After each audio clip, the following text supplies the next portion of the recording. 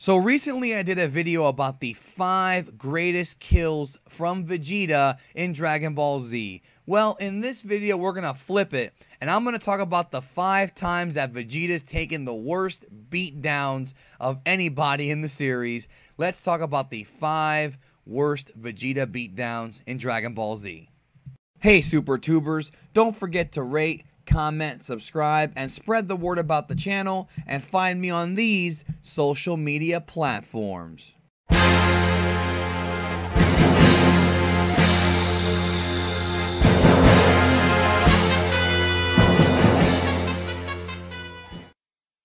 had a tough time picking what my number 5 was going to be, so I went with one of the more underrated beatdowns of Vegeta's life.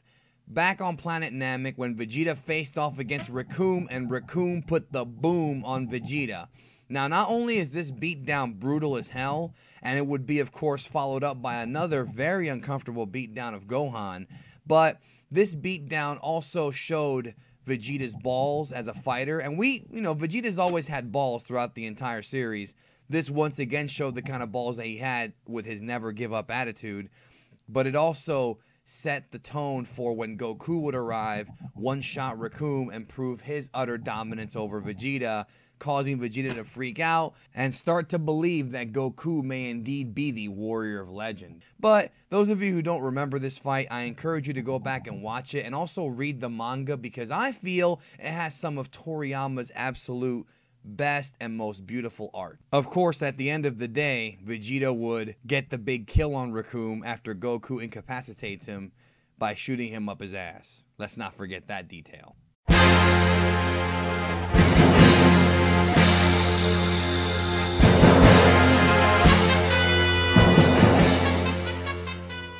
Number 4 on the list should be an obvious one to anybody who's seen this series and remembers this, but number 4 is when ZARBON mauled Vegeta during their first fight.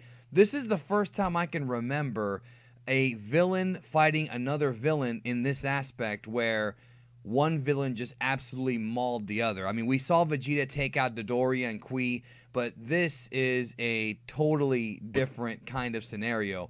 In their initial fight, ZARBON in his base form pretty much stood no chance against Vegeta, and then we discovered that ZARBON can transform. Once he transformed into the hideous beast that was formerly a beauty, Vegeta had no chance. I mean, this fight is so freaking brutal. The headbutts, just the brutality of it all. Vegeta took a pounding. And the worst kind of poundings are the ones that you don't expect from people who you underestimate, which seems to be the story of Vegeta's life.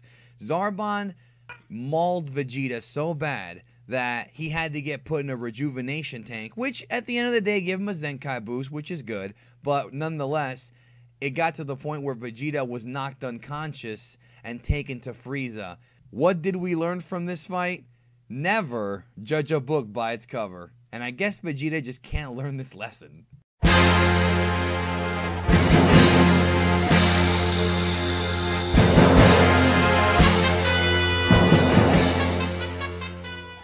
Number 3 on the list was probably the first example in his entire life, I would say, of Vegeta having a damn near-death experience.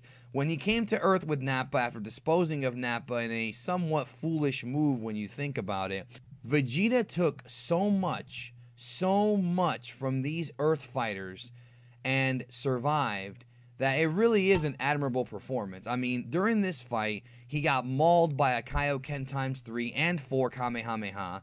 He survived getting blasted in the eye. Yajirobe cut off his tail and sliced his back. He got nailed with a Genki Dama that damn near freaking put his lights out, and survived all of that and still came back and still kept coming and still wanted to hurt these people so bad. And it wasn't until Gohan had gone into his Uzaru form, his grade 8 form, and literally landed on Vegeta that Vegeta said, enough is enough, I'm getting the fuck out and I will live to fight another day. As a kid, I can remember this fight being so damn brutal, and it literally took 4 guys. It took 4 guys to get Vegeta to finally retreat.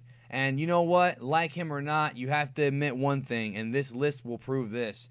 Vegeta's got some balls. Go back and rewatch this and remember just how utterly brutal this entire scenario was for Vegeta. And for the first time in his life, he felt pain, both to his body and to his pride.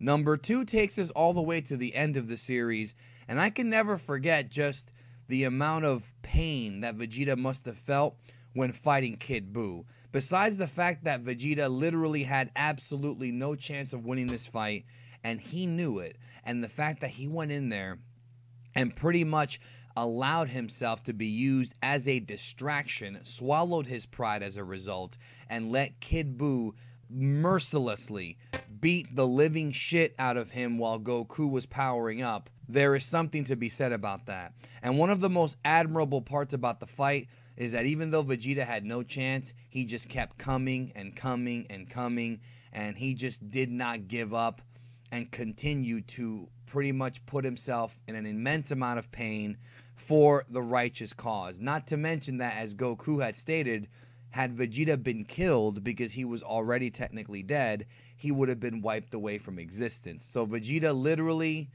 fought and literally knew that at any moment Kid Buu could have wiped away his existence and kept going. I almost made this number 1, but there's only one beatdown I can think of that's worse. But before that, let's talk about the honorable mentions.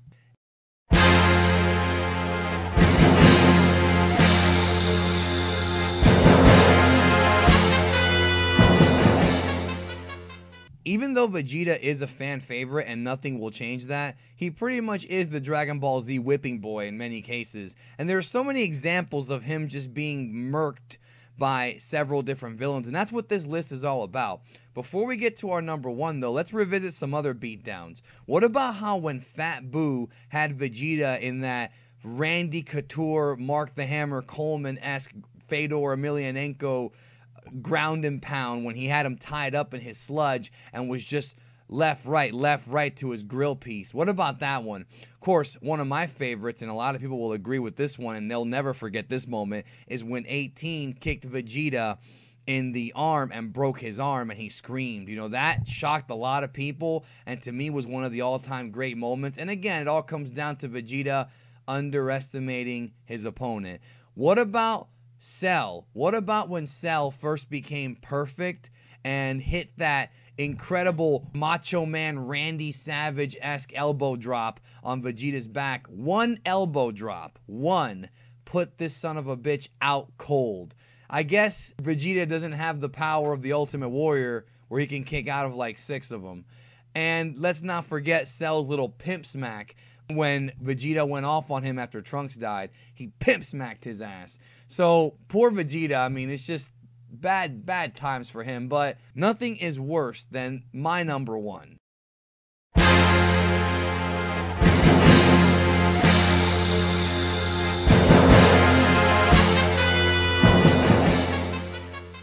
Man, Vegeta did not have a good time on Planet Namek.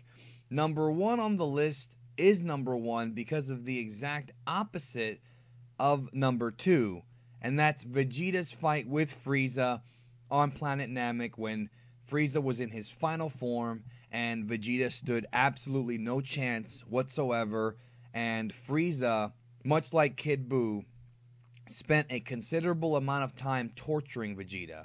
Now, the reason why I chose this as number 1 is not just because of the fact that Freeza tortured Vegeta as a punishment for betraying him, because in Frieza's eyes, Freeza had always looked out for Vegeta, even though the audience knows that he looked out for him for very selfish reasons. Freeza felt that Vegeta had betrayed him and thus felt so much pleasure in pounding Vegeta consistently and torturing him to make him understand the mistake that he made. Not to mention that Vegeta had been gloating that he had indeed become the legendary Super Saiyan, and Frieza was sure to make Vegeta come back down to reality and realize that that was simply just not the case. But to me, what stands out most about this fight and how uncomfortable it was for Vegeta and for everybody else to watch was that this is the only time that I can remember in the entire series, with the exception of maybe the Broly movie, if you want to count that, is the fact that Vegeta pretty much lost the will to fight. Vegeta loses the will to fight when he realizes that there's no way he could even touch Final Form Freeza, and at the end of the day pours his heart out to Goku and tells Goku the history of his race and the history of his relationship with Freeza, not to mention the tears that came out of his eyes for the first time ever that we had seen as an audience were very, very, very powerful. And when you really think about it, Vegeta's tears was not because he was dying. His tears were because not only was his pride shattered, but because he knew that the final remaining warrior in his race was not him. It was a low-level, non-elite Kakarot. And it's very powerful.